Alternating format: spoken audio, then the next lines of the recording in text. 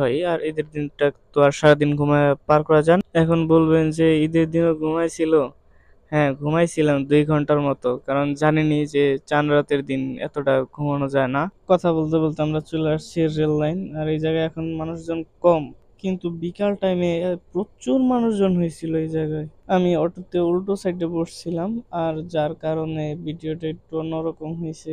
এই রাস্তা দিয়ে যাওয়ার সময় দুই পাশে খুব সুন্দর প্রাকৃতিক পরিবেশ দেখতে পারবেন, যা আপনার মনটাকে ভরে দিবে। আর এই পুরো রাস্তাতে আপনার কখনো বোরিং ফিল হবে না, কারণ চারপাশটা এত সুন্দর যে বোরিং ফিল হওয়ার মতো কোনো অপশন নাই। যাওয়ার সময় খুব সুন্দর সুন্দর এই কাঠ গাছ দেখতে পারবেন, তারপর গজারি গাছ আছে, এগুলো খুব সুন্দর লাগে। আমরা কিন্তু আমাদের গন্তব্যস্থলের প্রায় কাছাকাছি চলে আসছি।